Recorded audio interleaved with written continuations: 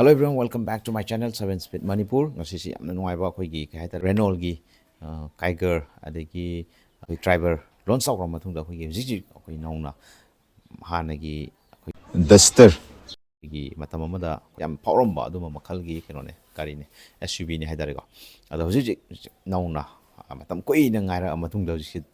nauna launch tawr pa haitare ado kari yauge kamai to ge habdu yeng mine sima on kari feature nungaiba kari mayamna pamna gado feature sin kari yauri habdu su habet khangmina sigo adudi video se haujin jarage mayam yeng tamni se aduga video se subscribe to do bisna yauri subscribe to sun biro gari ga mari lena mathang nang por la miss wedana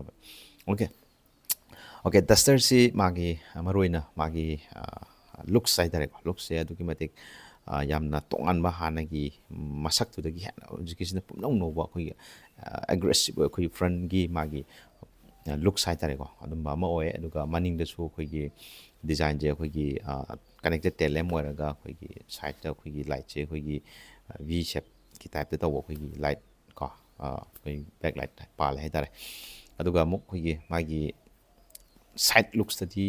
hanagi masak tu adum khara similar adum oe ko adu smaina legane aduga looks tadi ko aduga khoi roof rail ge yauraga ko yam phajai aduga ground clearance sudum phajana dum wange ko adum dimension jo screen hapsaragi ko magi mu khwaidigi yam phajaba masu mu magi khoi approaching angle ne departure angle ne ani si mai kenu si yamna phajai ko aduna yam pamna gado SUV proper SUV habdo adum oigado male ko aduga yam nungai bidi magi khoi engine option je riti engine option je khoi makal ahum da phangane ba je adi hujik phangi ba Kiger da phangi ba engine option sima lere ne khoi 1 liter turbo sima lere ni ko aduga keno sima aduga 1.3 4 cylinder sita amazon lere ni ko aduga mu 1.8 khoi strong hybrid ta su amung la ne ko aduna maram war kan da yamna kai tare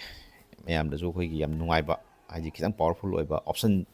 khara lei bai tare na ko mayam power option du gi matungina power output du gi matungina koi kana ko machine housing kitang power lei ba pa ma su 1.8 ki strong hybrid ki zoom sapya na ko adu mileage su yam phanga ni ko adu ga mu interior da su koi gi magi infotainment su dum yamna yeng ba unique oiba yam phajaba yamna colorful oiba ko adu ma mo ni adu ga magi infotainment sidam koi gi inbuilt koi gi google gi koi gi navigation gi si madum yausar ane ba mai yamna phaba ma hai taragade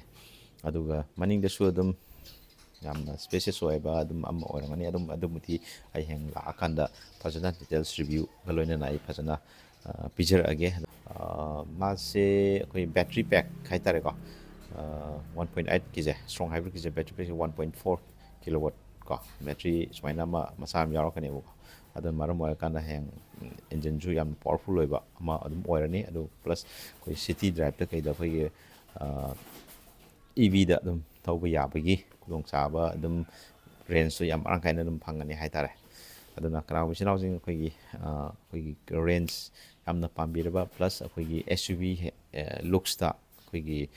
proper koi SUV gi hai tare gari gumba pambiragadi koi lakadoriba koi duster ja si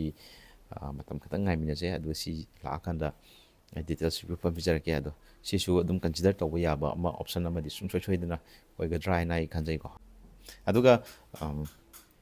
magi features ing do ai screen du mathang mathang hapsarage aduga manungi khoi gi magi tongan duga maonda khoi gi emblem lai cha khoi mode adung ga pa mode madung chana ba magi 40 above ta go mai emblem lai che yawe ba go aduga magi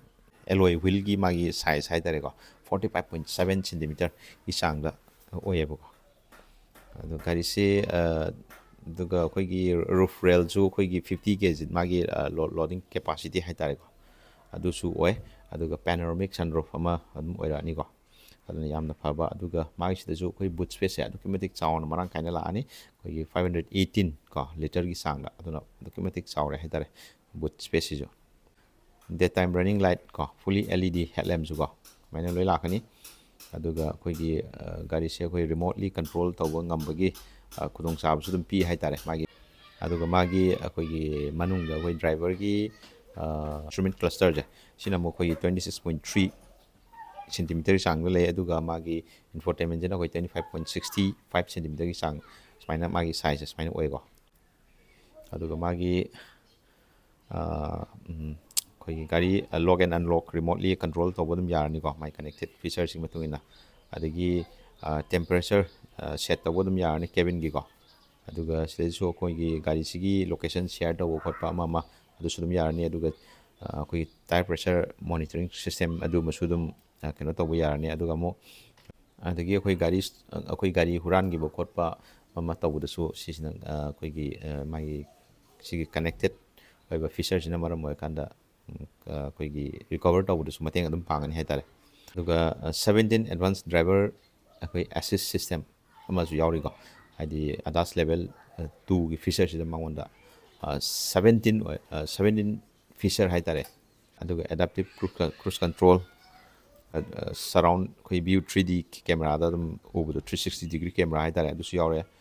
active emergency braking system ꯑꯗꯨꯃꯁꯨ ꯑꯗꯨꯝ ꯌꯥꯎꯖꯔꯅꯤꯀꯣ ꯑꯗꯒꯤ ꯂꯦꯟꯀꯤꯞ assist ꯑꯗꯨꯃꯁꯨ ꯑꯗꯨꯝ ꯌꯥꯎꯖꯔꯛꯑꯅꯤ ꯑꯗꯨꯒ ꯑꯩꯈꯣꯏ traffic sign recognition ꯑꯗꯨꯃꯒꯤ ꯀꯩꯅꯣ ꯑꯃꯁꯨ ꯌꯥꯎꯔꯤ ꯍꯥꯏꯇꯥꯔꯦ ꯁꯤꯗ ꯌꯥꯝꯅ ꯀꯥꯟꯅꯕ ꯐꯤꯆꯔꯅꯤꯀꯣ ꯁꯤꯁꯨ ꯑꯗꯨꯒ ꯗ꯭ꯔꯥꯏꯚ ꯃꯣꯠ ꯑꯃ ꯂꯥꯛꯀꯅꯤ ꯗ꯭ꯔꯥꯏꯚ ꯃꯣꯠꯇꯁꯨ ꯏꯀꯣ ꯀꯝꯐꯣꯔꯠ ꯑꯦꯟ ꯑꯩꯈꯣꯏꯒꯤ ꯄꯔꯁꯣ ꯑꯣꯏꯅꯀꯣ ꯁꯤꯁꯤꯅ ꯃꯔꯝ ꯑꯣꯏꯔꯀꯥꯟꯗ ꯑꯩꯈꯣꯏꯗ ꯊꯧꯕꯗ ꯌꯥꯝꯅ ꯅꯨꯡꯉꯥꯏꯍꯟꯕ ꯍꯥꯏꯇꯥꯔꯦ ꯑꯩꯈꯣꯏ ꯁꯥꯟꯅꯕꯗ ꯑꯗꯨꯒ ꯀꯝꯐꯣꯔꯠ ꯂꯣꯝꯗ ꯂꯥꯛꯄ ꯀꯥꯟꯗ ꯑꯩꯈꯣꯏꯒꯤ ꯁꯤꯠꯁꯦ ꯚꯦꯟꯇꯤꯂꯦꯇꯦꯠ ꯑꯣꯏꯔꯛꯄ